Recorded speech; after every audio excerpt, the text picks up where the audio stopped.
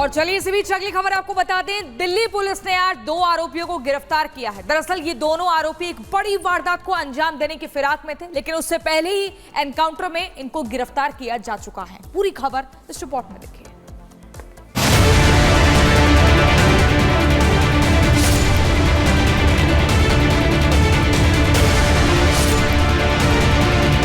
इन 2 तस्वीरों में आपको बदमाशों की करतूत दिख रही होगी, कैसे चाकू की नोक पर लूट की वारदात को अंजाम देते हैं। दोनों ही लूटकांड में उनके निशाने पर महिलाएं ही थीं।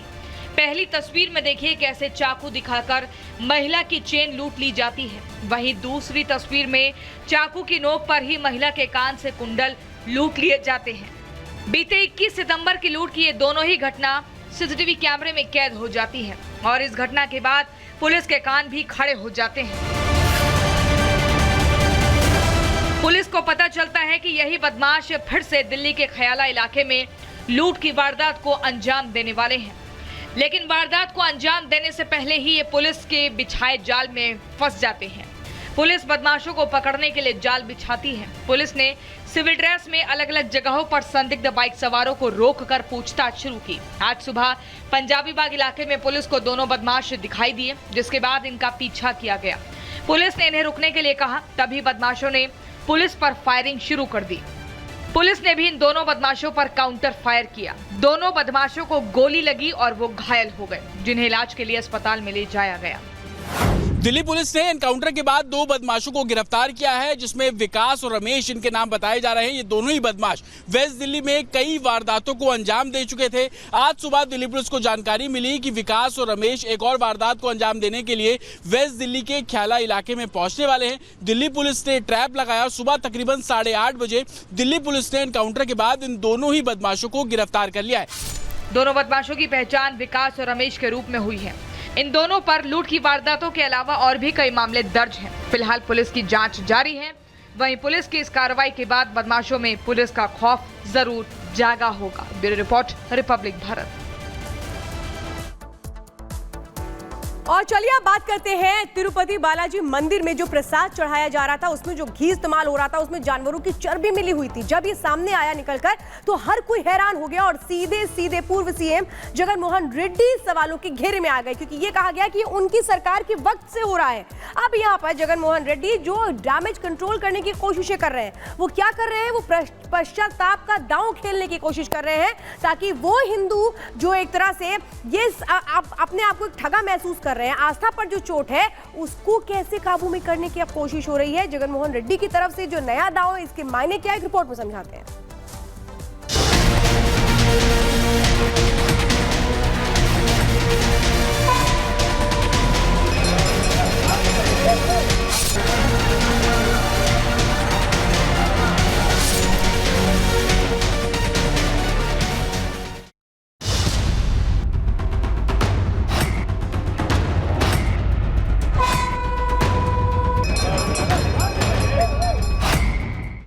तिरुपति बालाजी मंदिर के प्रसाद में जानवरों की चर्बी मिले होने के आरोप लगने के बाद जगन मोहन रेड्डी और उनकी पार्टी वाईएसआर कांग्रेस की काफी छवि खराब हुई है।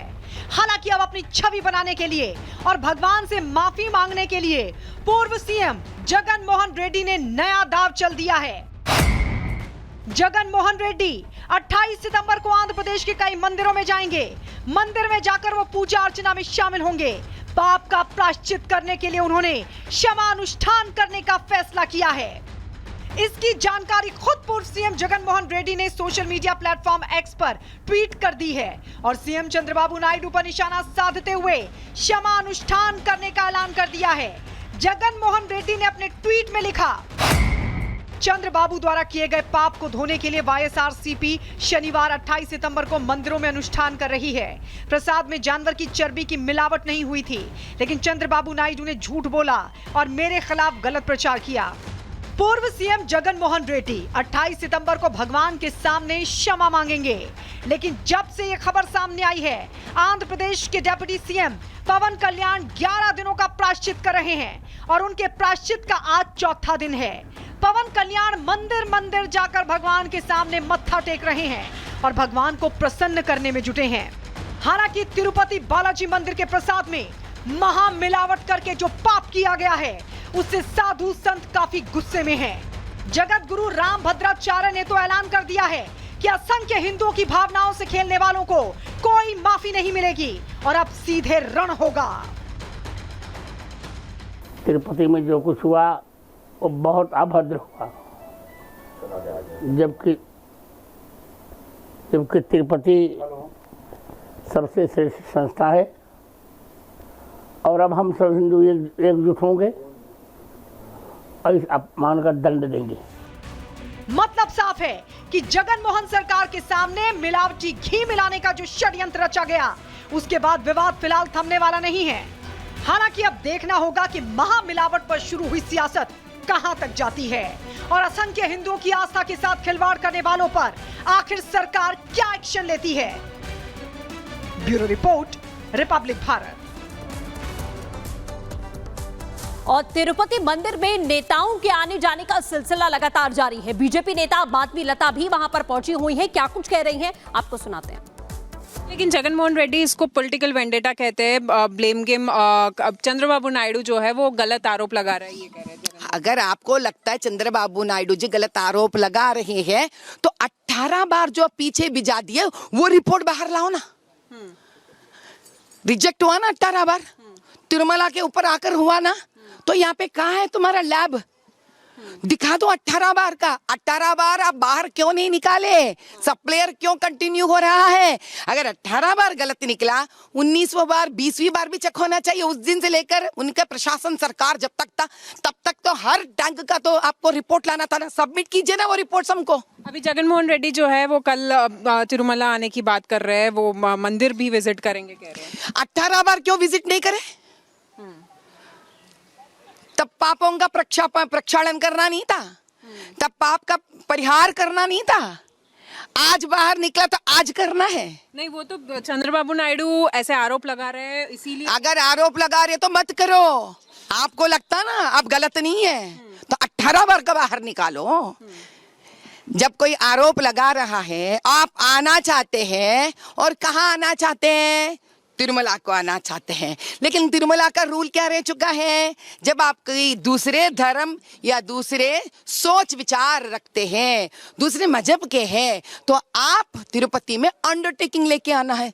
तो क्या कह रहे आपके जगन भाई, अंडरटेकिंग देना चाहते हैं क्या? अभी कुछ डिसाइड नहीं किया है।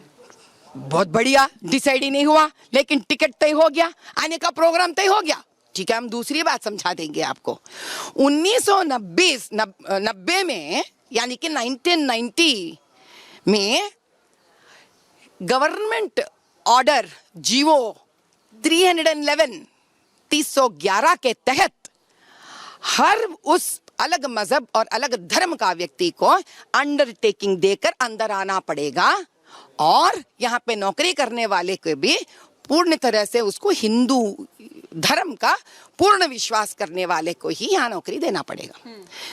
अगर जब ये था तो 2019 को जब आपका सरकार बना, 2020 ने आप अपने सगे चाचा जी को यहाँ का चेयरमैन बनाए, सुब्बा रेड्डी को, उसने इस अंडरटेकिंग रूल को निकाल के उखाड़ के फेंक दिया। क्यों? क्या था सोच आप इस पीछे का? जाके पूछिए जगन जी से।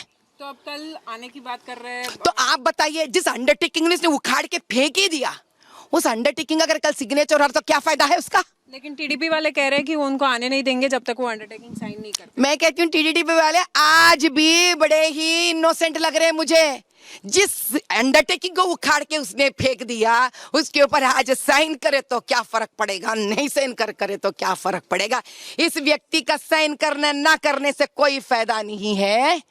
इस व्यक्ति को तिरुमला तिरुपति देवस्थान में कदम रखने का इजाजत नहीं है, हक नहीं है। आप तिरुमला जा रहे हैं मंदिर, कल दर्शन चढ़ के जा रही हूँ मैं, अभी पूरे 7 पहाड़ चढ़कर जा रही हूँ, क्योंकि ऐसे पाप काम जिसने भी किया है, हम भगवान से हाथ जोड़कर प्रार्थना करने जा रहे हैं कि भगवान, हम हिंदू होने के नाते, कलयुग में जन्म लेने के नाते, ऐसे लोगों के बीच में हमारा जन्म होने के नाते हमें माफ हो कर सके तो कर दिए, प्रायश्चित कर रहे हैं हम लोग। एक खत भी हमारे साथ लेके जा रहे हैं, हिंदी और तेलुगु भाषा में हमें लिखे हैं। कई सारे भक्तों के भी हस्ताक्षर उसके अंदर हम ट्रेन में भी ले लिए हैं। वो जाकर हम हुंडी में डालेंगे 7 पहाड़ चढ़ते हुए आज। और हम उनसे यही प्रार्थना करना चाह रहे हैं कि जिस भूमि को आपने धरती